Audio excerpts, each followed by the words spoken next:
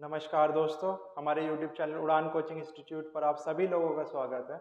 मेरा नाम है अर्जुन और दोस्तों हम डिस्कस कर रहे थे कंसेप्ट्स ऑफ जनरल इंग्लिश। दोस्तों जनरल इंग्लिश कंसेप्ट्स में हमने नाउन एंड प्रोनाउन डन कर लिया है। आज हम एडजेक्टिव स्टार्ट करते हैं, उसके बाद हम वर्ब स्टार्ट करेंगे। ठीक है, तो एडजेक्टिव हमने जब जानकारी प्राप्त करी थी पार्ट्स ऑफ स्पीच की, तो एडजेक्टिव क्या था? जो हमारे नाउन और प्रोनाउन की विशेषता बताएं, यानी जो नाउन और प्रोनाउन को क्वालिफाई करें। तो adjective is a word used to qualify a noun और अ प्रोनाउन। जैसे कि Ram is a good boy. ठीक है, Ram is a good boy. Ram को क्वालिफाई कौन कर रहा है? गुड, कि राम एक कैसा लड़का है? राम एक अच्छा लड़का है। तो अच्छा उसकी क्या हो गई? क्वालिटी हो गई। तो good is a adjective here. ठीक है, बॉय नाउन है। ठीक है, राम अगेन नाम है तो नाउन है। ठीक है, ये एक प्रॉपर नाउन हो गई, बॉय एक कॉमन नाउन हो गई। ठीक है, अब आप जानते हैं सब चीज। तो ये नाउन को क्या कर रहा है? क्वालिफाई कर रहा है गुड वर्ड, तो गुड एक एडजेक्टिव हो गई। ठीक है दोस्तों, चलिए अब काइंड्स ऑफ एडजेक्टिव जानकारी लेते हैं कि एडजेक्टिव के कितने प्रकार हैं। ठीक है, सबसे पहला प्रकार आता है एडजेक्टिव ऑफ क्वालिटी, जो क्वालिटी बताए यानी गुण बताए, तो गुणवाचक यानी। ठीक है, इसको हम डिस्क्रिप्टिव एडजेक्टिव भी कहते हैं। डिस्क्रिप्टिव मतलब उसके बारे में डिस्क्रिप्शन बताए। जैसे मैं बोलता हूं कि राम कैसा लड़का है? राम एक अच्छा लड़का है, तो अच्छा उसकी क्वालिटी भी बताई उसने और ये भी बताया कि वह अच्छा लड़का है। ठीक है, अच्छा बुरा ये सब क्वालिटी में आ गई। तो अच्छा या बुरा जानना किसी के बारे में, वो उसका डिस्क्रिप्शन हो जाएगी बेसिकली। तो इसलिए इसको डिस्क्रिप्टिव एडजेक्टिव भी कहते हैं। ठीक है, क्योंकि ये क्या बताती है? ये क्वालिटी बताती है किसी भी पर्सन या थिंग की। ठीक है, चलिए एडजेक्टिव ऑफ क्वालिटी हमारे दो तरीके से हम यूज कर सकते हैं एडजेक्टिव ऑफ क्वालिटी को, एट्रीब्यूटिव यूज और प्रेडिकेटिव यूज। एट्रीब्यूटिव यूज जो नाउन से पहले आता है उस एडजेक्टिव को हम एट्रीब्यूटिव यूज ऑफ एडजेक्टिव कहते हैं। ठीक है, और प्रेडिकेटिव क्या होता है? जो वर्ब के बाद आए। जैसे मैंने एग्जांपल लिखा, यही वाला लेते हैं जो हम नॉर्मली यूज करते हैं, Ram is a good boy. ठीक है, राम एक अच्छा लड़का है। अब ये नाउन से पहले आ रही है, ये नाउन है, नाउन से पहले आ रही है, तो ये कैसा यूज हो जाएगा इस एडजेक्टिव का? ये एडजेक्टिव क्या हो गई? एट्रीब्यूटिव यूज में आ गई। ठीक है, क्योंकि बिफोर नाउन आ रही है। अब प्रेडिकेटिव यूज क्या होगा? जैसे मैंने सेंटेंस लिखा, द वेदर इज प्लेजेंट। ठीक है, वेदर कैसा है? प्लेजेंट है, अच्छा है। ठीक है, तो वेदर क्या हो गया? नाम है, नाउन हो गई। इज क्या है? ऑक्सिलरी वर्ब हो गई। ठीक है, तो ये ऑक्सिलरी वर्ब हो गई बेसिकली। और ये प्लेजेंट क्या है? ये विशेषता बता रही है वेदर की, किस तरह से, कैसा वेदर है? प्लेजेंट वेदर है। तो ये हो गई एडजेक्टिव। ठीक है, अब ये प्रेडिकेटिव यूज में आ गई क्योंकि आफ्टर वर्ब, वर्ब कहाँ है? ये वर्ब है, वर्ब के बाद आ रही है एडजेक्टिव, वो उसका कैसा यूज हो गया? प्रेडिकेटिव यूज हो गया। तो यहाँ पे प्लीजेंट कैसा उसमें आई? ये प्रेडिकेटिव यूज में आई है ये एडजेक्टिव। हालांकि इन पे इतना फोकस करने की जरूरत नहीं है, बस नॉलेज के लिए मैंने आपको बता दिया, इतना डीप नहीं आएगा वैसे क्वेश्चन। ठीक है, नेक्स्ट चलते हैं। नेक्स्ट है प्रॉपर एडजेक्टिव, यानी व्यक्तिवाचक विशेषण। दोस्तों ये एडजेक्टिव प्रॉपर नाउन से बनी होती हैं। ठीक है, the adjective made from proper.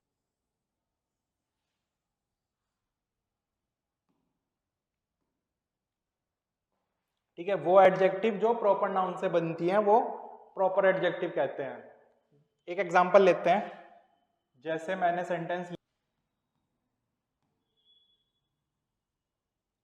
Buddha was a great saint. ठीक है, एक और एग्जांपल लेते हैं. I visited Buddhist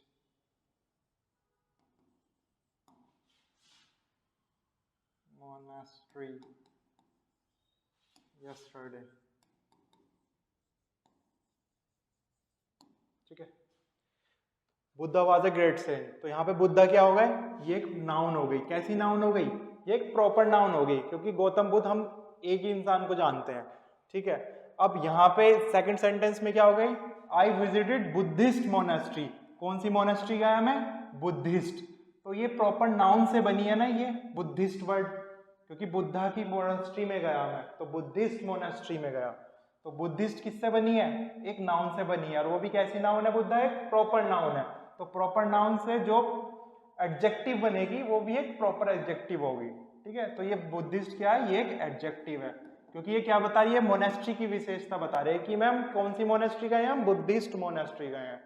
ठीक है, तो बुद्धिस्ट मोनेस्ट्री पहुंच गया हूं मैं. तो मोनेस्ट्री की विशेषता क्या बता रहा है, बुद्धिस्ट वर्ड बता रहा है. तो बुद्धिस्ट क्या हो गई, ये एक एडजेक्टिव हो गई. कैसी एडजेक्टिव हो गई, जब ये प्रॉपर नाउन से बनी है तो ये एक प्रॉपर एडजेक्टिव हो गई. क्लियर, चलिए नेक्स्ट.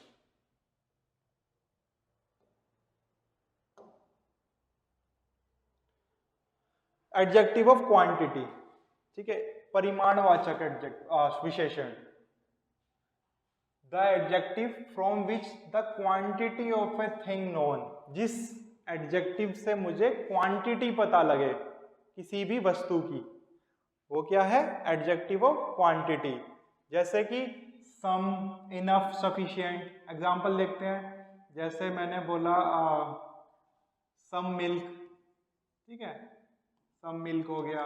ठीक है, सम वाटर हो गया. ठीक है, सफिशिएंट शुगर हो गई. ठीक है, शुगर.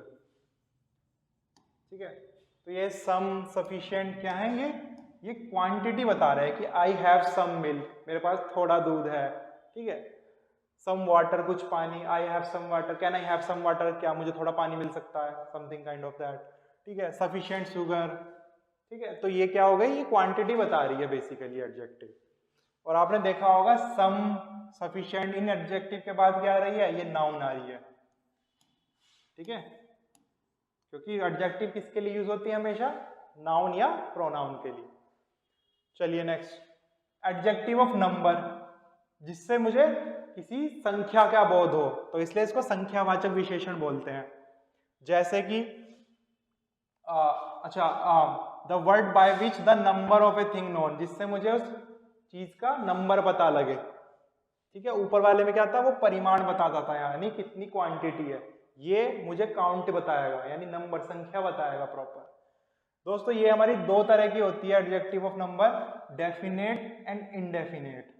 डेफिनेट क्या करती है, जो हमें एग्जैक्ट नंबर बताती है. जैसे आई हैव 6 टेबल्स, तो 6 क्या है, एग्जैक्ट नंबर है कि मेरे पास 6 टेबल्स हैं. तो 6 क्या हो गया, एक डेफिनेट एडजेक्टिव हो गई. ठीक है, और इनडेफिनेट क्या है, जो हमें एग्जैक्ट नंबर नहीं बताती. ठीक है, तो वो हो गई इनडेफिनेट. जैसे आई हैव फ्यू बुक्स, मेरे पास कुछ किताबें हैं, तो एग्जैक्ट नंबर नहीं बता रहा, बट बता रहा है कि कुछ हैं. ठीक है, तो फ्यू बुक्स क्या हो गई, इनडेफिनेट. फ्यू क्या हो गई, इनडेफिनेट एडजेक्टिव हो गई. ठीक है, अब डेफिनेट को भी हमने दो तरीके में, दो टाइप्स में डिवाइड किया हुआ है, कार्डिनल एंड ऑर्डिनल. कार्डिनल होती है संख्या, जो हमें प्रॉपर संख्या बताए, और ऑर्डिनल होती है जो हमें क्रम बताए. ठीक है, अभी इसको एग्जांपल से समझते हैं कि क्या है ये. जैसे मैंने सेंटेंस लिखा, Ram is studying in 6th class. ठीक है, ये क्या हो गई, एक और सेंटेंस लिखता हूं।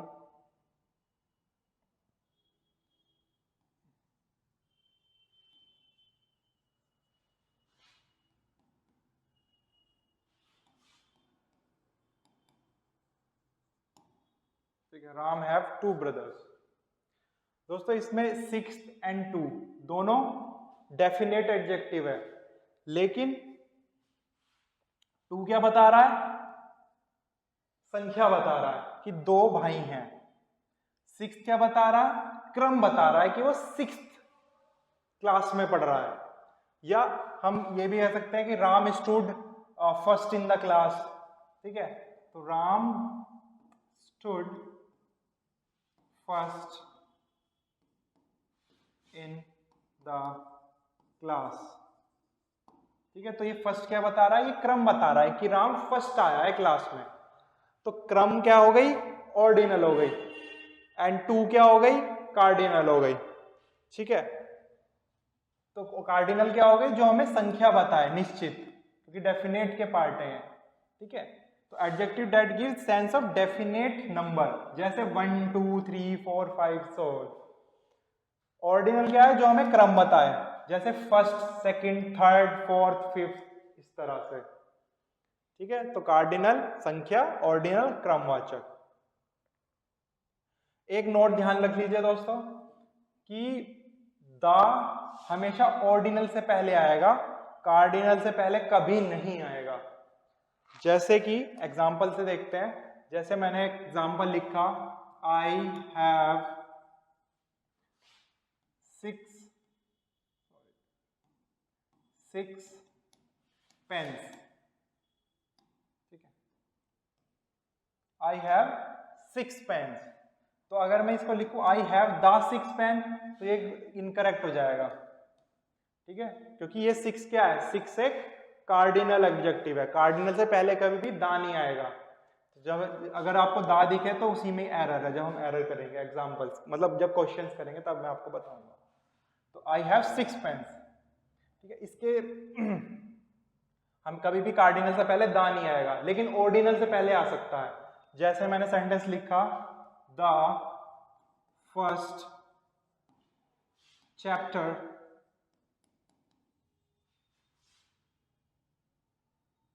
of the book is based on parts, या noun लिख लेते हैं, is based on noun.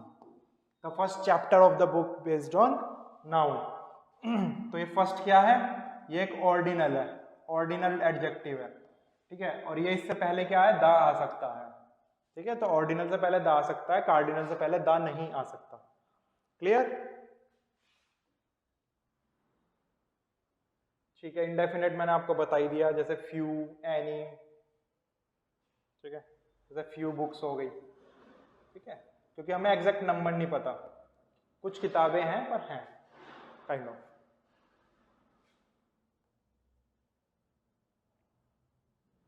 चलिए नेक्स्ट एडजेक्टिव पे चलते हैं, डिमॉन्स्ट्रेटिव एडजेक्टिव, यानी संकेत जो बताए। ठीक है, संकेत जो बताएं। अब मैं 2 सेंटेंस लिखूंगा, आप बताना उसमें कौन सी हमारी प्रोनाउन है, कौन सी हमारी एडजेक्टिव है। ठीक है, क्योंकि दिस, दीज, दैट, दोज ये हमने प्रोनाउन में भी पढ़े थे और आपको अच्छे से पता है इनके बारे में। तो मैं 2 सेंटेंस लिखता हूं, जैसे दिस पेन इज माइन। ठीक है, एक और लिखता हूं, दिस इज माई पेन। ठीक है, अब इनमें से दिस एक प्रोनाउन है, एक एडजेक्टिव है। इनमें से कौन सा दिस प्रोनाउन है और कौन सा दिस एडजेक्टिव है? आप जानते हैं कि अगर नाउन आ गई, ठीक है, नाउन आ गई, नाउन से पहले जो आया वो एडजेक्टिव है, और वर्ब से पहले जो आया वो प्रोनाउन है।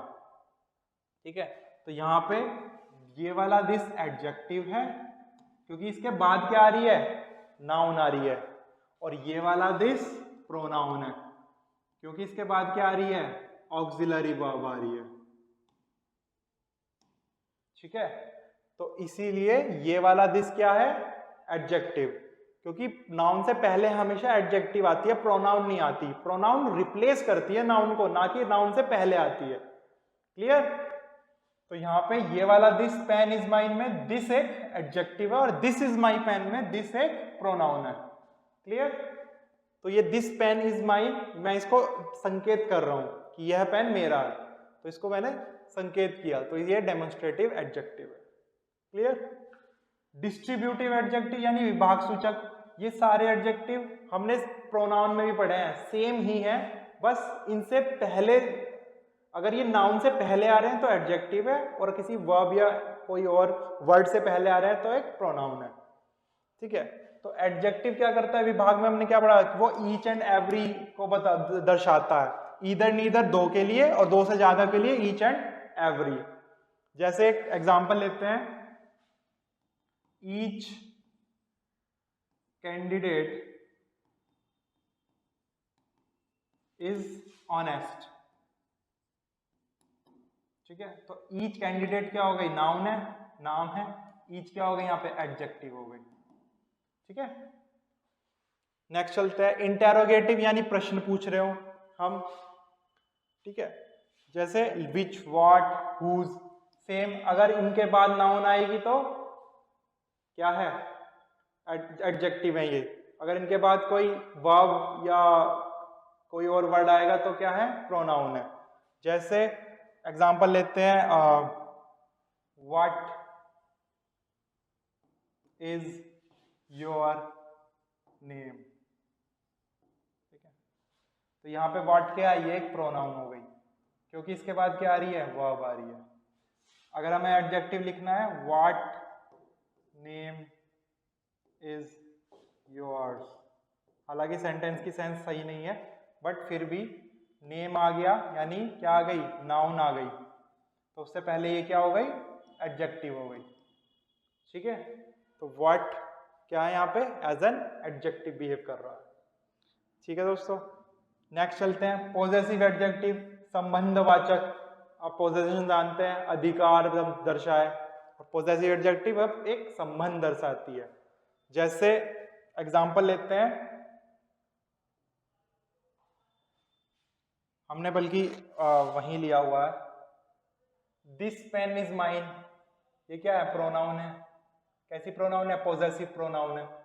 ठीक है? और दिस इज माई पेन, ये माई क्या हो गया, ये एक पॉजेसिव एडजेक्टिव आ गई, है ना। इसके एग्जांपल हमने यही लिया है ना, जैसे कि माई, आर, योर, ठीक है, माई, आर, योर, ये हो गए पॉजेसिव एडजेक्टिव। हिज, हर, है ना। लेकिन माइन क्या था, ये माई प्लस नाउन, जब हमने पढ़ा था प्रोनाउन में, माई plus noun is mine and mine is possessive pronoun, and my plus noun में माई क्या होगा, पॉजेसिव एडजेक्टिव होगा, है ना। तो यहाँ पे ये भी एडजेक्टिव है, माई पेन में माई कैसा एडजेक्टिव है, पॉजेसिव एडजेक्टिव है, क्योंकि संबंध बता रहा है, ये मेरा पेन है, तो मेरा दर्शाना क्या है, संबंध दर्शा रहा है, तो संबंध दर्शा रहा है, तो माई क्या हो गई, पॉजेसिव एडजेक्टिव हो गई। क्लियर? चलिए नेक्स्ट, कंपैरिजन ऑफ एडजेक्टिव। ठीक है दोस्तों, हमने काइंड सभी कर लिए एडजेक्टिव के, अब कंपैरिजन ऑफ एडजेक्टिव स्टार्ट करते हैं। मेनली क्वेश्चन यहां से आता है, तो इसको आप ध्यान से पढ़ना। ठीक है? चलिए, कंपैरिजन दोस्तों हम बेसिकली 3 डिग्री में करते हैं एडजेक्टिव का, positive, comparative and superlative. Positive degree क्या होती है, पॉजिटिव डिग्री हमें क्वालिटी बताती है किसी पर्सन, प्लेस या थिंग की। जैसे हमने एग्जांपल लिया था, Ram is a good boy, Ram is a good boy, तो ये गुड क्या हो गई, ये एडजेक्टिव हो गई, क्योंकि इसकी विशेषता क्वालिफाई कर रहा है इस नाउन को। लेकिन ये कैसी डिग्री में आई है, ये पॉजिटिव डिग्री में आई है। ठीक है? ये क्या हो गई, गुड क्या हो गई, एक पॉजिटिव डिग्री हो गई, क्योंकि ये सिर्फ क्वालिटी बता रही है सीधी सीधी कि ये राम एक अच्छा लड़का है। ठीक है? सेकंड होती है कंपैरेटिव डिग्री। अब इसका नेम क्या कह रहा है, कंपैरेटिव, यानी कंपेयर, जहां भी हम कंपैरिजन करते हैं ना किसी किन्हीं दो चीजों में, जहां भी कंपैरिजन करते हैं हम किन्हीं दो चीजों में, वहां पे कंपैरेटिव डिग्री यूज करते हैं। जैसे कि पहला ये वाला एग्जांपल देखते हैं। Ram is a good boy मैंने लिखा था, इसको मैं लिख देता हूं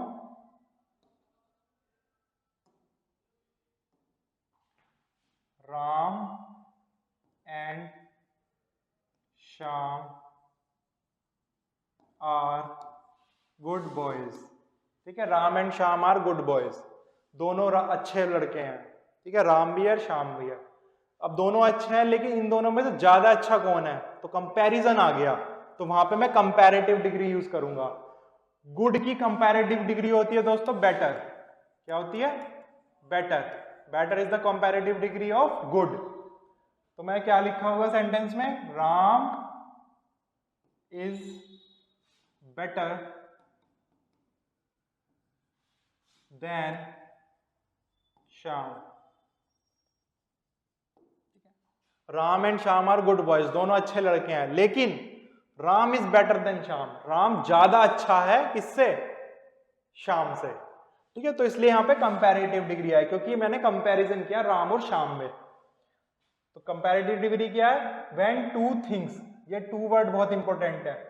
ठीक है, जब दो ही चीज कंपैरिजन में आए, when two things are compared, then ये कंपैरेटिव डिग्री यूज होगी। ठीक है, जो कि हायर दिखाएगी हमें डिग्री, जो कि हायर डिग्री दिखाएगी, क्योंकि गुड क्या है? क्वालिटी है। क्वालिटी की अच्छी ज्यादा और अच्छी डिग्री क्या है? कि दोनों अच्छे हैं, बट राम बेटर है श्याम से, तो इसकी डिग्री थोड़ी हाई हो गई, तो बेटर आ गया। ठीक है, तो ये एडजेक्टिव हमें हायर डिग्री दिखाती है जब दो चीजें कंपैरिजन में हो। क्लियर? सुपरलेटिव डिग्री, यहाँ पे दो चीजें कंपैरिजन में हो, और अगर मान लो कि दो से ज्यादा चीजें हैं, ठीक है, उनमें से मुझे सबसे अच्छी चुननी है, वहां सुपरलेटिव डिग्री आएगी।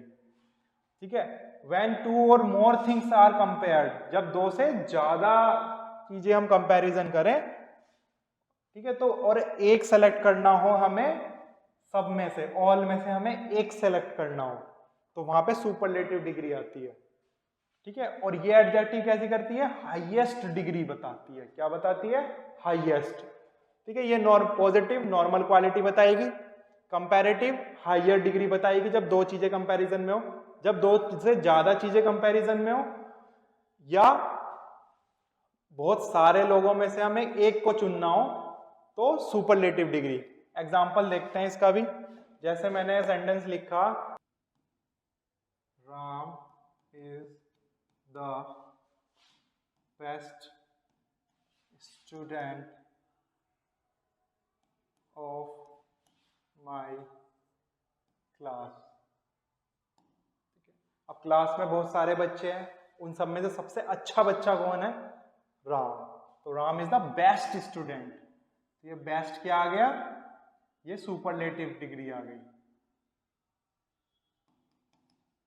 ठीक है, क्योंकि हमने काफी सारों में से एक को चुना जो भी सबसे बेस्ट हो। ठीक है, तो ये इसलिए सबसे हाईएस्ट डिग्री बताता है। ठीक है, ये हाईएस्ट डिग्री बताता है हमेशा। क्लियर?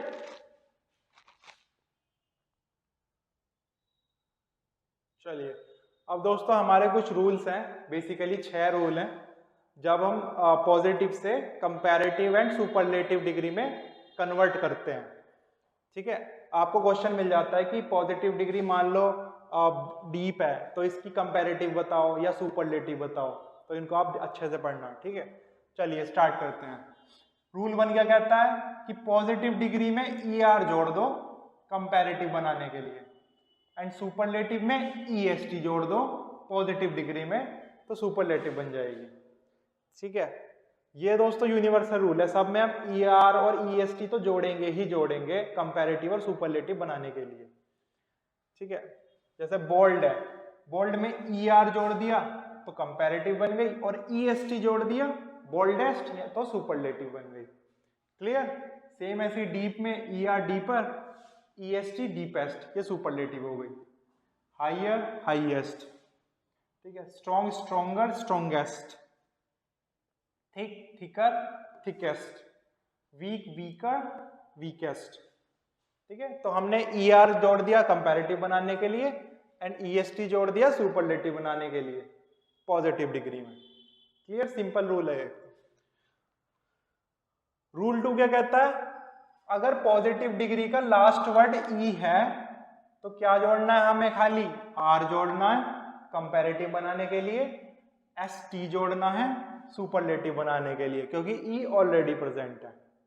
ठीक है, फर्स्ट में हम ई आर जोड़ रहे थे क्योंकि पीछे ई नहीं था, अगर ई प्रेजेंट है तो खाली आर जोड़ेंगे या एस टी जोड़ेंगे सुपरलेटिव कंपैरेटिव बनाने के लिए। देखते हैं कैसे। एबल, ई है पीछे तो आर जोड़ दिया कंपैरेटिव बन गई, और एस टी जोड़ दिया तो सुपरलेटिव बन गई। एबल, एबलर और एबलस्ट। ऐसी ब्रेव, ई है पीछे तो आर जोड़ दिया और एस टी यहां पर जोड़ दिया, brave, braver, bravest. Fine, finer, finest. Noble, nobler, noblest. True, truer, truest. Wise, wiser, wisest. ठीक है, तो ये हमारे रूल 2 के अकॉर्डिंग हो गए, जिसमें सिर्फ आर और एस टी जुड़ेगा क्योंकि पीछे ऑलरेडी ई आ रहा। ठीक है, नेक्स्ट रूल चलते हैं। नेक्स्ट रूल क्या कह रहा है कि अगर पॉजिटिव डिग्री का लास्ट वर्ग एक कॉन्सोनेंट है और सेकंड लास्ट एक वोवल है, आपको कॉन्सोनेंट एंड वोवल पता ही है अब, ठीक है, स्वर और व्यंजन। तो अगर लास्ट क्या है, कॉन्सोनेंट है, ठीक है, और सेकंड लास्ट क्या है, वोवल है, तो उसमें हमें कॉन्सोनेंट को डबल कर देना है, ठीक है, और ई आर जोड़ देना है अकॉर्डिंग टू रूल 1। सेम ऐसे ही सुपरलेटिव में हो जाएगा, कॉन्सोनेंट को डबल कर देना है और ई एस टी जोड़ देना है अकॉर्डिंग टू रूल 1। चलिए देखते हैं कैसे। जैसे बिग, जी क्या है, कॉन्सोनेंट है, इससे पहले क्या आ रहा है, आई, आई क्या है, वोवल है, तो कॉन्सोनेंट को डबल कर देंगे और ई आर जोड़ देंगे कंपैरेटिव के लिए। तो लास्ट कॉन्सोनेंट को डबल कर दिया, ठीक है, एक तो ऑलरेडी था तो एक और लगा दिया जी, ठीक है, और ई आर जोड़ देंगे तो कंपैरेटिव बन जाएगी। ठीक है, बिग, बिगर, जी डबल कर दिया और ई आर जोड़ दिया, ऐसे ही डबल कर दिया, ई एस टी जोड़ दिया सुपरलेटिव के लिए। क्लियर? ऐसे ही फिट, फिटर, फिटेस्ट, ठीक है, डबल कर दिया और ई एस टी जोड़ दिया सुपरलेटिव के लिए। हॉट, वोवल आ रहा है, कॉन्सोनेंट आ रहा है, तो कॉन्सोनेंट को डबल कर दिया और ई आर जोड़ दिया, कंपैरेटिव बन गई हॉटर। ऐसे ही यहाँ पे ये हॉटेस्ट होगा, H O T T E S T, ठीक है, ये टाइप ऑफ मिस्टेक हो गई, हॉटेस्ट हो गई सुपरलेटिव। ठीक है दोस्तों। सैड, ए वोवल है, लास्ट कॉन्सोनेंट है, कॉन्सोनेंट से पहले वोवल आ रहा है तो डबल कर दिया कॉन्सोनेंट को और ई आर जोड़ दिया, सैडर बन गया कंपैरेटिव में। ऐसे ही saddest superlative. Thin, thinner, thinnest, double कर दिया consonant and E S T जोड़ दिया, सुपरलेटिव बन गए। Wet, vowel, consonant, consonant double करा, ई आर जोड़ दिया, कंपैरेटिव बन गई, कॉन्सोनेंट डबल किया, ई एस टी जोड़ दिया, सुपरलेटिव बन गई। क्लियर? ये थे हमारे रूल 3 वाले। चलिए नेक्स्ट। रूल 4 क्या कहता है कि अगर लास्ट वर्ड वाई है एंड सेकंड लास्ट कॉन्सोनेंट है, ठीक है, अगर लास्ट वर्ड वाई है और उससे पहले कॉन्सोनेंट आ रहा है तो क्या करेंगे हम उस केस में, वाई को आई में चेंज कर देंगे और ई आर जोड़ देंगे अकॉर्डिंग टू रूल 1। सुपरलेटिव में क्या है, वाई को अगेन आई में जोड़ चेंज कर देंगे एंड ई एस टी जोड़ देंगे अकॉर्डिंग टू रूल 1। देखते हैं कैसे। वाई आ रहा है पीछे, उससे पहले क्या है, आर, जो कि एक कॉन्सोनेंट है, तो वाई को क्या कर देंगे, आई में कन्वर्ट, तो आई में कन्वर्ट कर दिया और क्या जोड़ देंगे, ई आर, तो कंपैरेटिव बन गए। सेम ऐसे ही सुपरलेटिव के लिए वाई को आई में चेंज कर दिया एंड ई एस टी जोड़ दिया तो सुपरलेटिव बन गई। ठीक है। हैप्पी, हैप्पियर, वाई को आई में चेंज किया और ई आर जोड़ दिया, हैप्पीएस्ट आई में चेंज किया और ई एस टी जोड़ दिया तो सुपरलेटिव बन गए। ठीक है। हैवियर, हैवी का हैवियर, हैवीएस्ट, आईएस्ट। प्रिटी, वाई है कॉन्सोनेंट है, प्रिटियर, वाई को चेंज किया आई में, ई आर जोड़ दिया, यहाँ पे आई, वाई को चेंज किया आई में और ई एस टी जोड़ दिया सुपरलेटिव के लिए। ठीक है। ये ई आर और ई एस आपका रूल 1 वाला ही चला आ रहा है, सिर्फ हमें ये देखना है कि पीछे कॉन्सोनेंट वोवल है या फिर वाई कॉन्सोनेंट है या वाई वोवल है। ठीक है, उसके अकॉर्डिंग हम रूल लगाएंगे। क्लियर। मैरी, वाई है, उससे पहले कॉन्सोनेंट है तो वाई को आई में चेंज किया और ई आर लगा दिया, और वाई को आई में चेंज किया, EST लगा दिया सुपरलेटिव डिग्री के लिए। क्लियर? अगर वाई से पहले वोवल है, वाई से पहले क्या है, वोवल है, तो उस केस में क्या करेंगे, ER डायरेक्ट और EST डायरेक्ट जोड़ देंगे अकॉर्डिंग टू रूल 1। ठीक है, जैसे वाई है, ठीक है, E आ रहा है, E एक वोवल है, अब वोवल आ रहा है तो क्या करेंगे, खाली ER जोड़ेंगे कंपैरेटिव के लिए और EST जोड़ देंगे सुपरलेटिव के लिए। क्लियर? इसमें कोई एक्सेप्शन नहीं है। ठीक है, इसमें सिर्फ नॉर्मल रूल्स है कि y से पहले कॉन्सोनेंट है तो y को i में चेंज करेंगे, ER और EST जोड़ेंगे कंपैरेटिव सुपरलेटिव के लिए। अगर y से पहले वोवल है तो y के बाद ER लगा के कंपैरेटिव बनाएंगे और EST लगा के सुपरलेटिव बनाएंगे। क्लियर? चलिए नेक्स्ट रूल क्या कहता है, एडजेक्टिव मोर देन 2 सिलेबल्स।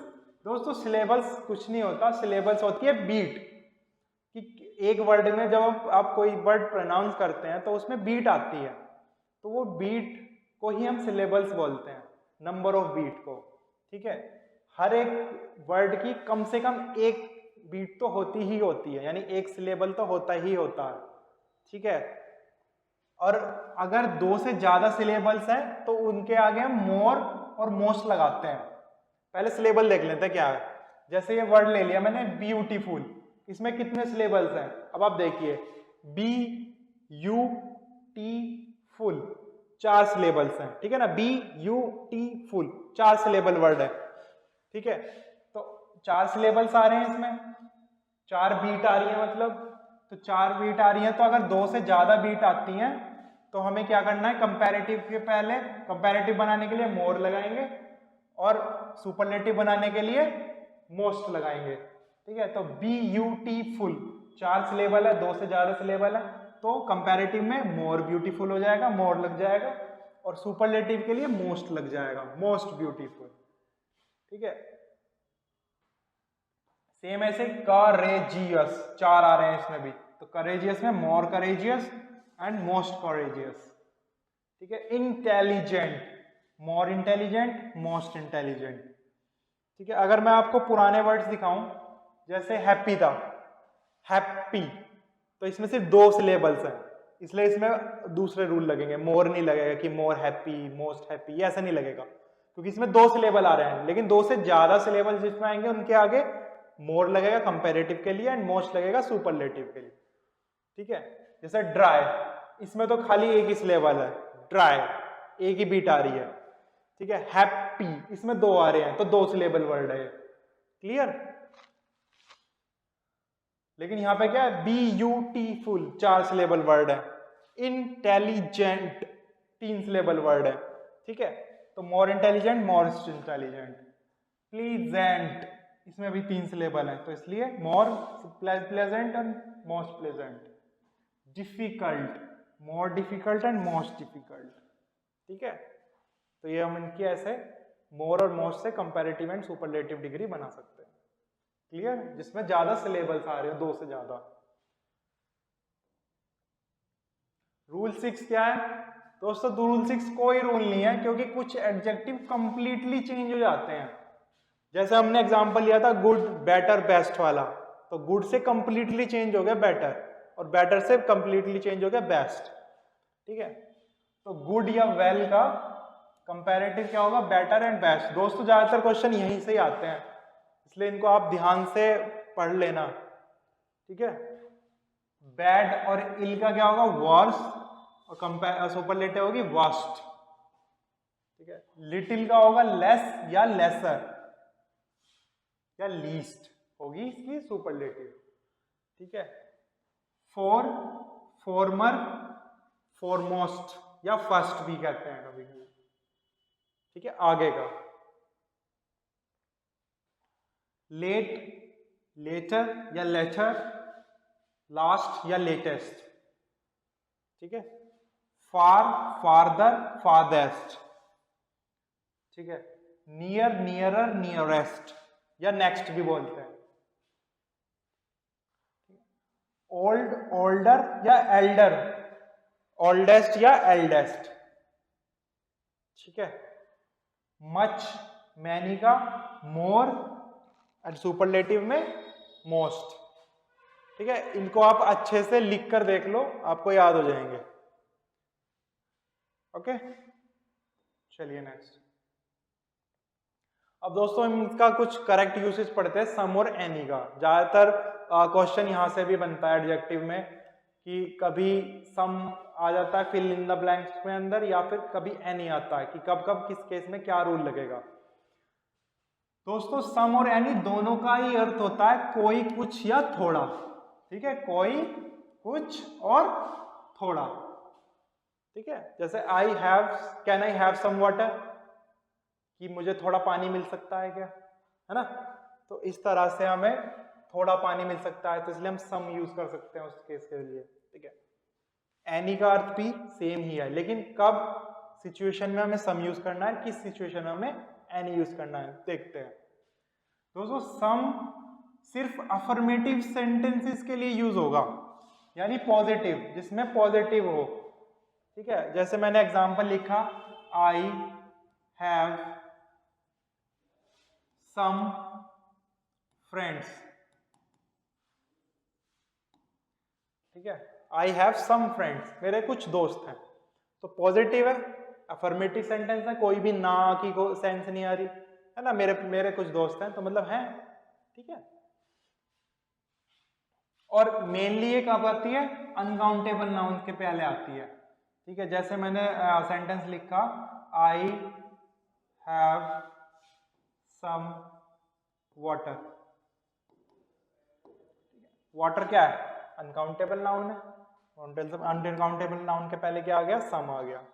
तो मेनली लिखा है, मतलब जरूरी नहीं है कि अनकाउंटेबल के पहले ही आए, काउंटेबल के पहले भी आ सकता है और अनकाउंटेबल के पहले, ज्यादातर अनकाउंटेबल के पहले आता है, इसलिए ये मेनली वर्ड यूज हुआ है यहाँ पर। क्लियर। एनी, एनी दोस्तों नेगेटिव सेंटेंसेस के लिए यूज होता है या इंटेरोगेटिव सेंटेंसेस के लिए यूज होता है। ठीक है, अब देखते हैं कि नेगेटिव यानी नोट आ रहा हो उसमें। ठीक है, वो नेगेटिव सेंटेंसेस हो गए। इंटेरोगेटिव हो गए जिसमें क्वेश्चन मार्क आ रहा हो, जैसे क्वेश्चन पूछते टाइम। ठीक है, अभी देखते हैं इसमें डिफरेंस क्या है। जैसे मैं 3 सेंटेंसेस लिखूंगा। ठीक है, जैसे मैंने लिखा, I have some friends. I do not have any friend. Do you have any friend? देखिए, पहला अफर्मेटिव सेंटेंस है, इसलिए मैंने सम यूज किया है। आई हैव सम फ्रेंड्स, मेरे कुछ दोस्त हैं। दूसरे में नोट आ गया, यानी नेगेटिव सेंटेंस आ गया, इसलिए मुझे एनी यूज करना पड़ा। I do not have any friend, मेरा कोई दोस्त नहीं है, कोई के जगह हम यहाँ पे एनी यूज हुआ है। ठीक है, do you have any friend, यहाँ पे मैं क्वेश्चन पूछ रहा हूं, do you have any friend, कि तुम्हारे कुछ दोस्त हैं, कोई दोस्त है या नहीं। ठीक है, क्या तुम्हारे कोई दोस्त है, तो यहाँ पे ये इंटेरोगेटिव सेंटेंस वाला आ गया, तो इसलिए एनी यूज हुआ। तो इंटेरोगेटिव एंड नेगेटिव सेंटेंसेस के लिए हमेशा एनी यूज होगा, और पॉजिटिव सेंटेंसेस के लिए हमेशा सम यूज होगा। अब दोस्तों एक नोट करने वाली बात ये है कि जब भी हम आंसर में यस एक्सपेक्ट कर रहे हो तो सम यूज कर सकते हैं हम इंटेरोगेटिव सेंटेंस में, क्योंकि आंसर हम तभी एक्सपेक्ट करेंगे जब कोई क्वेश्चन हो। तो क्वेश्चन वाले के मतलब इंटेरोगेटिव सेंटेंसेस में भी हम कभी कभी सम यूज कर लेते हैं, और वो भी तब करते हैं जब हमें यस की उम्मीद हो सामने वाले से। जैसे कि मैंने क्वेश्चन पूछा, do you have some food, have some food. अब खाने के लिए कौन ही मना करता, तो इसलिए मैं यहाँ पे do you have any food की जगह do you have some food use किया मैंने। क्लियर। यहाँ पे फ्रेंड में हो भी सकता है, नहीं भी हो सकता, तो यहाँ पे यस और नो दोनों आ सकते थे, तो इसलिए एनी यूज किया, क्योंकि इंटेरोगेटिव में हमेशा एनी यूज करेंगे। लेकिन ये भी इंटेरोगेटिव वाला सेंटेंस है, लेकिन यहाँ पे एक्सपेक्टेड है कि यस ही होगा। Do you have some food, अब खाने के लिए कौन ही मना करता, तो इसलिए यस की सेंस आ रही थी, तो इसी वजह से यहाँ पे हमने सम यूज किया। क्लियर। और दोस्तों एक और नोट करने वाली बात यह है कि हमें कभी भी नो और एनी एक साथ यूज नहीं करना, ठीक है। मतलब एनी से पहले कभी भी नो दिख जाए वही एरर है, ठीक है, ये नोट कर लीजिए आप। नेगेटिव सेंटेंसेस में हम एनी यूज करते हैं, लेकिन एनी से पहले हम नो कभी भी नहीं यूज कर सकते, ठीक है। तो इसलिए नो कभी नहीं आएगा एनी से पहले। चलिए अब देखते हैं few, little, much and many के कि हम इनको कैसे यूज करते हैं इन एडजेक्टिव्स को। दोस्तों काउंटेबल एंड अनकाउंटेबल, काउंटेबल के लिए हम फ्यू और मैनी यूज करेंगे, अनकाउंटेबल के लिए लिटिल एंड मच यूज करेंगे। फर्स्ट थिंग इज दैट, सबसे पहले आपको देखना है काउंटेबल है या अनकाउंटेबल है, ठीक है। काउंटेबल है तो फ्यू और मैनी, ठीक है, और अनकाउंटेबल है तो लिटिल या मच, ठीक है। सिंगुलर है तो फ्यू और प्लूरल है तो मैनी काउंटेबल के लिए, और सिंगुलर है अनकाउंटेबल तो लिटिल, और प्लूरल है अनकाउंटेबल तो मच। क्लियर। अब फ्यू और लिटिल का देखते हैं, क्योंकि ज्यादातर यहां से क्वेश्चन बनता है। जैसे कि आ फ्यू कब यूज करना है, फ्यू कब यूज करना है, और दा फ्यू कब यूज करना है। आ लिटिल कब यूज करना है, लिटिल कब यूज करना है, दा लिटिल कब यूज करना है। आप ये तो जानते हैं कि अगर काउंटेबल है तो फ्यू, अनकाउंटेबल है तो लिटिल, सिंगुलर के लिए, ठीक है। आ फ्यू का मतलब है कि संख्या में कम है लेकिन है, ठीक है, कोई भी चीज है संख्या में कम है लेकिन है। खाली फ्यू का मतलब है कि संख्या में बिल्कुल ना के बराबर ही है ना, बिल्कुल ना के बराबर। दा फ्यू का मतलब है कि संख्या में कम है लेकिन है, ठीक है, लेकिन निर्धारित है और जिसकी तरफ हम इंगित कर सकते हैं, है ना, तो वहां पे हम दा फ्यू यूज करेंगे। हम इनको अभी एग्जांपल्स के थ्रू देखते हैं, पहले आप समझ लीजिए कि कंसेप्ट क्या है। सेम ऐसे लिटिल अनकाउंटेबल के लिए हो जाएगा, आ लिटिल मतलब संख्या में कम है लेकिन है।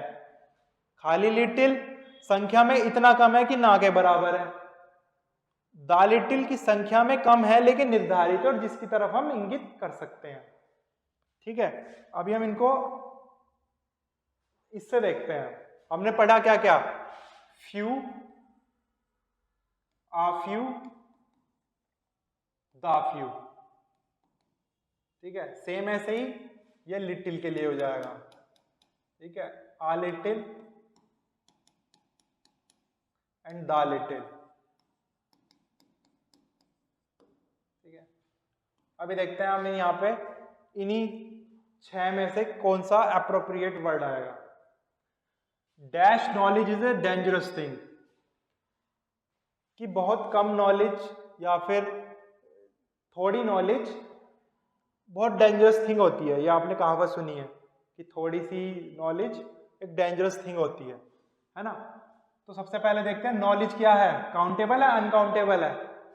नॉलेज एक अनकाउंटेबल है। अब अनकाउंटेबल है तो फ्यू तो आएगा ही नहीं, क्योंकि ये तो काउंटेबल के लिए आता है, तो इसलिए लिटिल आएगा। लेकिन क्या आएगा, लिटिल आएगा, लिटिल आएगा या दा लिटिल आएगा। लिटिल क्या था, बिल्कुल ना के बराबर। अब ना के बराबर नॉलेज करेगी या लेगी, तो इसलिए दा लिटिल, खाली लिटिल तो आएगा नहीं। आ लिटिल कि है बट बहुत कम है, ठीक है, चलो ये भी ठीक लग रहा है कि आ लिटिल आ सकता है। दा लिटिल क्या कहता है कि जो है और निर्धारित है। अब निर्धारित तो हम कर ही नहीं सकते इसको, तो इसलिए knowledge is a dangerous thing के पहले क्या आएगा, आ लिटिल। क्या आएगा, आ little. Uh little knowledge is a dangerous thing, कि संख्या में कम है बट है ना। तो थोड़ी सी नॉलेज बहुत डेंजरस होती है, ठीक है। तो इसलिए इसका सही आंसर क्या है, आ लिटिल। नेक्स्ट देखते हैं, the doctor advise him to rest for dash days. अब डॉक्टर ने एडवाइस दी उसको रेस्ट करने की, आराम करने के लिए कुछ दिन, कुछ ही तो आएगा, तो थोड़े दिन दिए होंगे। पहले तो देखते हैं ये काउंटेबल है कि अनकाउंटेबल है। डे, डे काउंटेबल है तो लिटिल तो आएगा नहीं, फ्यू आएगा। अब इनमें से क्या आएगा? फ्यू आएगा। फ्यू क्या होता है कि संख्या में इतना कम है कि ना के बराबर। अब बिल्कुल ना के बराबर रेस्ट करने को क्या ही देगा वो, तो इसलिए फ्यू तो आएगा नहीं। आफ्यू, आफ्यू क्या है कि संख्या में कम है लेकिन है कि कुछ दिन दे दिए, ठीक है, तो ये भी सही लग रहा है, ये आ सकता है। दाफ्यू, दाफ्यू को हम इंगित नहीं कर रहे कि दिन को हम इंगित नहीं कर रहे, है ना, और निर्धारित भी नहीं कर रहे कि कुछ दिन आराम गया तो निर्धारित नहीं है ना, तो इसलिए इसमें क्या आएगा? For a few days. Clear? Dash water I kept for you has been finished by him. ठीक है, जो पानी मैंने तुम्हारे लिए बचा के रखा था उसने खत्म कर दिया। ठीक है, पानी क्या है? काउंटेबल है अनकाउंटेबल है? अनकाउंटेबल है, तो क्या आएगा? लिटिल आएगा। अब लिटिल आएगा, आ लिटिल आएगा या दा लिटिल आएगा?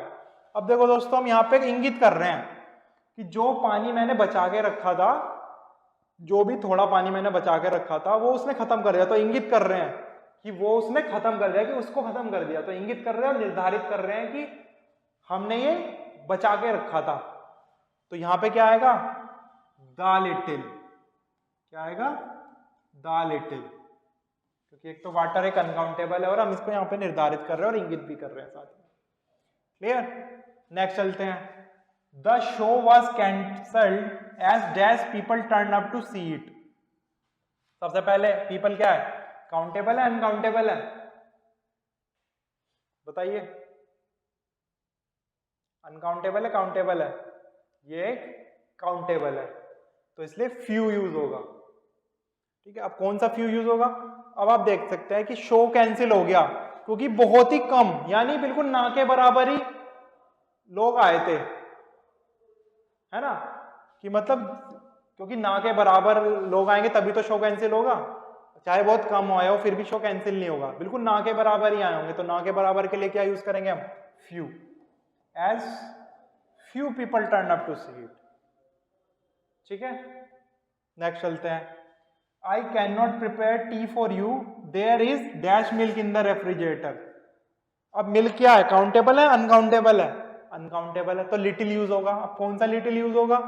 अब आप देखिए सेंटेंस क्या कह रहा है कि मैंने चाय नहीं बना पाया, कि मैं चाय नहीं बना पाया क्योंकि बहुत कम, बिल्कुल ना के बराबर ही होगा दूध, तभी तो चाय नहीं बन पाई। तो ना के बराबर होना मतलब क्या है? Because there is a little milk in the refrigerator, कि होन संख्या में इतना कम है कि ना के बराबर है, लिटिल। ठीक है, क्लियर हुई फ्यू और द लिटिल में कि कब कहाँ क्या आएगा? सबसे पहले काउंटेबल अनकाउंटेबल से हमने ये डिसाइड करेंगे कि फ्यू यूज होना है या लिटिल यूज होना है। उसके बाद हम सेंटेंस की सेंस से यूज करेंगे कि भाई लिटिल यूज मतलब खाली नॉर्मल फ्यू या लिटिल यूज होना है, आ फ्यू आ लिटिल यूज होना है, या दा फ्यू दा लिटिल यूज होना है। ठीक है, आ फ्यू खाली फ्यू तब यूज होगा जब बिल्कुल ना के बराबर हो। आ फ्यू तब यूज होगा कि संख्या में कम है लेकिन है, और दा फ्यू तब यूज होगा कि संख्या में कम है लेकिन निर्धारित है और उसकी तरफ हम इंगित कर सकते हैं। क्लियर? चलिए नेक्स्ट। चलिए दोस्तों, फिर हम इसके बाद हम वोकैब स्टार्ट करेंगे। अभी हमारे कुछ रूल्स रह गए हैं एडजेक्टिव के और क्वेश्चंस रह गए हैं एडजेक्टिव के ऊपर बेस्ड, उसमें हम नेक्स्ट लेक्चर में करेंगे। तो चलिए अब जल्दी से हम वोकैब स्टार्ट करते हैं। एजाइल। एजाइल दोस्तों आपने सुना होगा कि एजाइल मेट्रोलॉजी होती है जो कि बहुत तेजी से हमारे जैसे सॉफ्टवेयर डेवलपमेंट साइकिल में अगर आपने पढ़ी हो या सुना होगा ही, तो एजाइल मेट्रोलॉजी यूज होती है जो कि बहुत फुर्ती से काम कराती हैं। तो इसलिए एजाइल का मतलब होता है स्किटिश, यानी बहुत फुर्तीला। ठीक है, कुछ वर्ड्स को हम ट्रिक से याद नहीं कर सकते, कुछ को हम थोड़ा समझ के और उसको सेंटेंस में या प्रैक्टिकल यूज से याद करते हैं। ठीक है, तो चलिए नेक्स्ट पे। अगोनी, इसको हम तोड़ लेते हैं अगो एंड नी में। अगो यानी बहुत पहले, और नी को बोल देते हैं हम के एन डबल ई, नी। नी होता है घुटना, कि बहुत पुराना घुटने का दर्द है मेरा, तो पुराने घुटने का दर्द मतलब कि दर्द। अगोनी मीन्स हो जाएगा क्या? दर्द, यानी पेन। ठीक है, नेक्स्ट चलते हैं एल्केमिस्ट। एल इसको तोड़ लेते हैं, L and chemist. L means all, ठीक है। केमिस्ट यानी जो सभी को ही सेम ही बना दे, ठीक है। तो सबको सेम बनाने वाला क्या होता है, हमारा पास पारस पत्थर होता है जो सभी चीजों को गोल्ड में कन्वर्ट कर देता है। तो इस तरह से आप इसको इस तरह से याद कर सकते हैं, one who tries to turn other base metal into gold. Alchemist यानी पारस पत्थर जो किसी से भी टच होकर के उसको गोल्ड में कन्वर्ट कर देता है, यानी सोने में कन्वर्ट कर देता है। एलिमनी, इसको भी तोड़ लेते हैं। ऑली मनी यानी सब काम होने के बाद पैसा दे दिया। पैसा कब दिया जाता है, जब मान लो किसी के बीच में डाइवोर्स हुआ हो, है ना, तो मेल पक्ष वाले मतलब ग्रूम पक्ष वाले ब्राइड वालों को कुछ मनी देते हैं, है ना। तो ऐसे ही एलिमनी का मतलब क्या हो जाएगा, money paid usually to a wife after divorce, कि तलाक के बाद दी जाने वाली रकम, ठीक है, इसको एलिमनी बोलते हैं। अल्टरकेशन, अल्टर होता है दोस्तों बदलना। अब आप किसी चीज को, जैसे कोई परंपरा या कोई रूल है, उसको आप बदलने की कोशिश करोगे, अल्टर वर्ड से, अल्टर होता है बदलना, ठीक है। किसी चीज को बदलने की कोशिश करोगे तो आपको कुछ वाद विवाद करना पड़ेगा, उसमें कहा सुनी भी कुछ हो सकती है। तो इसलिए अल्टरकेशन का मतलब क्या हो गया, लाउड आर्ग्यूमेंट यानी कहा सुनी, ठीक है। इस तरह से आप याद कर सकते हैं। एम्बिगुअस, अब मैंने फर्स्ट लेक्चर में बोला था इंग्लिश एक एम्बिगुअस लैंग्वेज है, यानी अस्पष्ट लैंग्वेज है, कब किस वर्ड का क्या मीनिंग निकल जाए आप नहीं बता सकते, तो इसलिए एम्बिगुअस होता है अस्पष्ट, ठीक है। Having more than one possible meaning, unclear, कि एक से ज्यादा मीनिंग होना एक ही वर्ड के, इसलिए वो अनक्लियर है, खाली मैं वर्ड बोल दूं तो, ठीक है। एमेनेबल, अब आपने दोस्तों सुना होगा कि उपदेश के बाद लोग कुछ आमीन आमीन करते हैं, कि आमीन आमीन, यानी वो एक्सेप्ट करते हैं, जो भी उपदेश के बाद आमीन आमीन करते हैं यानी वो एक्सेप्ट करते हैं उस चीज को।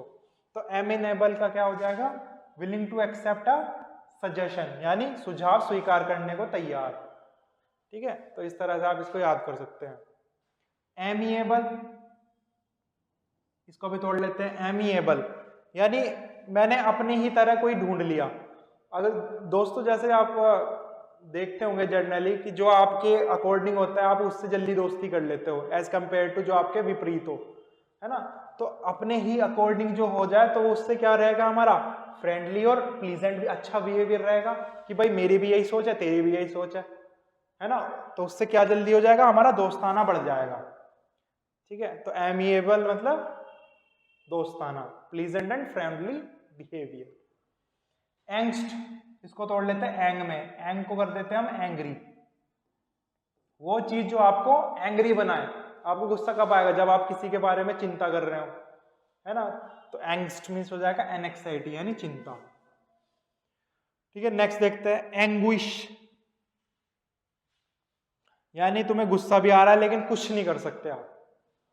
तो कुछ नहीं कर सकते मतलब आप उसको फिर झेलना ही पड़ेगा, यानी पीड़ा झेलनी पड़ेगी, यानी सफर करोगे आप उसको। एंग्विश मीन्स सफरिंग यानी पीड़ा, ठीक है। इस तरह से आप याद कर सकते हैं।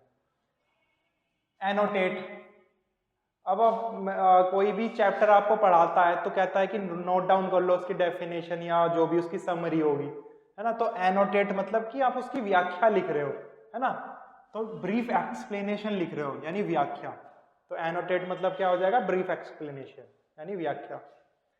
एनोनिमस, एनोन, नोन होता है पता होना, अननोन होता है ना पता होना। तो एनोनिमस वैसी साउंड आ रही है अननोन, कोई चीज आपके लिए अननोन है तो मतलब आप जानते नहीं हो उसको, तो ऐसे एनोनिमस क्या हो जाएगा, समवन अननोन यानी गुमनाम व्यक्ति, ठीक है। डन बाय समवन अननोन, ठीक है। एंटीसीडेंट, ये तो मैंने आपको प्रोनाउन में पढ़ाया था कि दो एंटीसीडेंट एंड से जुड़े हों, पहला एंटीसीडेंट पर्सन हो, दूसरा एनिमल या थिंग हो, तो उसमें हम डेट यूज करते हैं।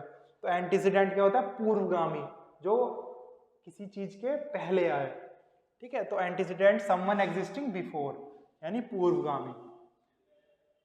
अपाथी, अब जैसे मान लो कि आपका कोई एक गोल है, जैसे आपको टीचर बनना है, तो आप उसी कोई पाथ को फॉलो करोगे अपने गोल तक जाने के लिए, है ना, वही सिलेबस पढ़ोगे। अगर मान लो कि आप कोई क्रिकेटर बनना है तो वो उसी का ही पाथ फॉलो करेगा, किसी को कोई और स्पोर्ट्स में जाना है तो वो उसी का ही पाथ फॉलो करेगा। तो जो पाथ आप फॉलो करोगे उसमें आपको इंटरेस्ट है क्योंकि वही आपका गोल है, और कोई दूसरा पाथ होगा वो आपके लिए लैक ऑफ इंटरेस्ट होगा। तो जो आपका पाथ है गोल का, उसको आपने अलग पाथ यानी अपाथी कर दिया, यानी जो दूसरे पाथ हैं अलग इंटरेस्ट के तो उसमें आपका इंटरेस्ट नहीं होगा, है ना। तो अपाथी मीन्स हो जाएगा लैक ऑफ इंटरेस्ट यानी उदासीनता, कि उसमें आपको इंटरेस्ट नहीं है, ठीक है। अपालिंग, इसको हम पालिंग को हम फॉलिंग बोल देते हैं, ठीक है, फॉलिंग कि गिर रहा है। अब मान लो कोई आपके सामने 20वीं मंजिल से गिरे नीचे, तो कितना बुरा दृश्य होगा वो, है ना। तो ऐसी अपालिंग का हमने फॉलिंग की वजह से वेरी बैड कर दिया, यानी बहुत ही भयावह, बहुत ही बुरा दृश्य होगा ना कोई आपके सामने 20वीं या 15वीं मंजिल से गिरे, तो अपालिंग मीन्स वेरी बैड यानी बहुत भयावह, ऐसे आप याद कर सकते हैं। आर्काइव, ये तो सिंपल है, ये तो एज ए नेम से कि आर्काइव कर दिया यानी कंप्रेस कर दिया। कंप्रेस ज्यादातर क्या होते हैं, डॉक्यूमेंट्स ही होते हैं। कौन सा डॉक्यूमेंट, जो पुराने हिस्टोरिकल डॉक्यूमेंट्स हो हमारे, है ना, बहुत बहुमूल्य हो।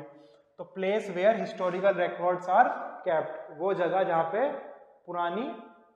पुराने रिकॉर्ड्स रखे जाएं, ठीक है, ऐतिहासिक दस्तावेज जहाँ रखा जाए उसको हम आर्काइव्स बोलते हैं, ठीक है।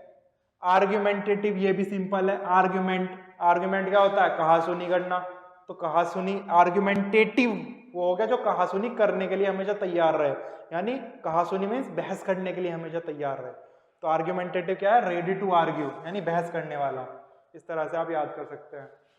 आर्टिकुलेट, कि भाई उसके पास आर्ट है, कुलेट में कम्युनिकेट करने की कुछ आर्ट है, तो कम्युनिकेट करने की उसके पास कला है, तो मतलब वो एक अच्छा वक्ता हो गया, गुड ऑरेटर हो गया, है ना। कम्युनिकेट यानी कम्युनिकेशन कर रहा है किसी से और उसके पास वो एक आर्ट है, कला है उसकी, जैसे नरेंद्र मोदी के पास है, वो भाषण अच्छा देते हैं तो उनकी वो कला है, तो वो एक गुड कम्युनिकेटर है या गुड ऑरेटर है ना। तो आर्टिकुलेट क्या हो गया, गुड ऑरेटर, अच्छा वक्ता। असॉल्ट, ये तो सिंपल है। असॉल्ट तो आपने सुना होगा कि किसी को असॉल्ट कर दिया, यानी किसी को बहुत बुरी तरह लड़ाई कर दी, किसी को यानी मार दिया या अटैक कर दिया किसी पे, है ना। ज्यादातर आपने सोल्जर और टेररिस्ट के बीच में असॉल्ट वर्ड सुना ही होगा, ठीक है। तो अवॉयलेंट अटैक यानी मारपीट करना। एसेट, एसेट वो होती है जो आपके पास है चीज, यानी आपकी क्या संपत्ति है, वैल्यूएबल, जो भी आपके वैल्यूएबल थिंग्स हैं, है ना। जैसे बोलते हैं ना कि अपने संपत्ति की खुद स्वयं रक्षा करें, कहीं भी आप घूमने जाते हैं, take care of your valuables या take care of your asset, है ना। तो एसेट का मीन्स है वैल्यूएबल्स यानी संपत्ति, जो भी आपके वैल्यूएबल्स हैं। क्लियर है दोस्तों। चलिए आज के लेक्चर में इतना ही। अगर आपको वीडियो अच्छी लगे please like, comment, share and subscribe कीजिए। तब तक के लिए thank you and happy learning.